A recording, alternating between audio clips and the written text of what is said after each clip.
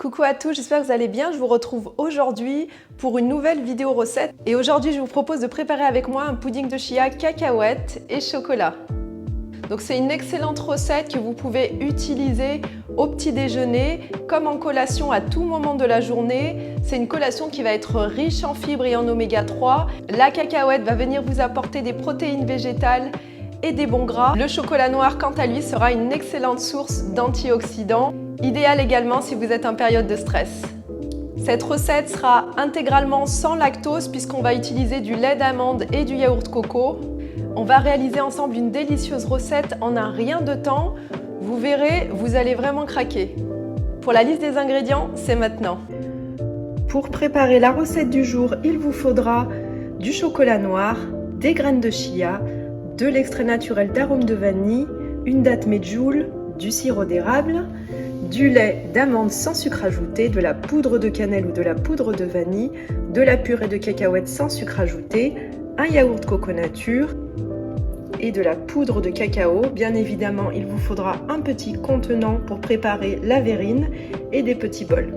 Je vous laisse préparer vos ingrédients et on est parti dans quelques instants. Let's go!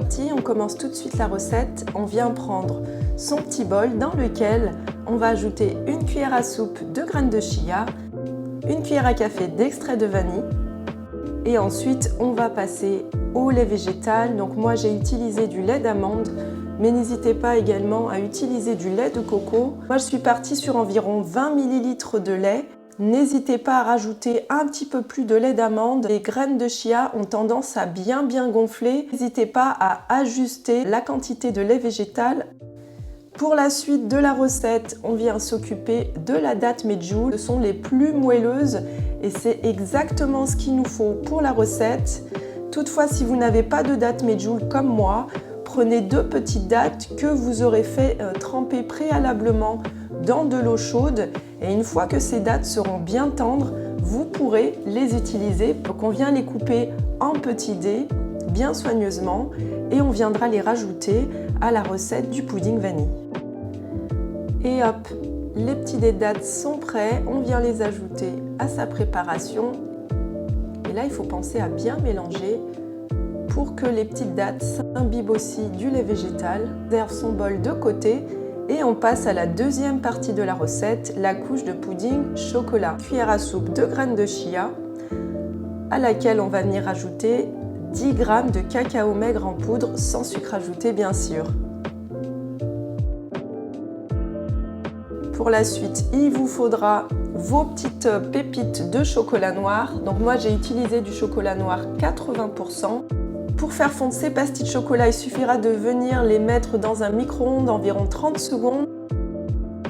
Dans son petit bol pendant ce temps, le lait végétal, la cannelle ou la poudre de vanille en fonction de ce que vous avez chez vous et de ce que vous avez envie d'utiliser aussi. Un petit peu de sirop d'érable et l'équivalent d'un petit pot de yaourt coco. Donc vous verrez, moi j'ai pas mis l'intégralité du pot puisque c'était 80 g. Il m'en reste un petit peu, mais on va l'utiliser pour la suite de la recette.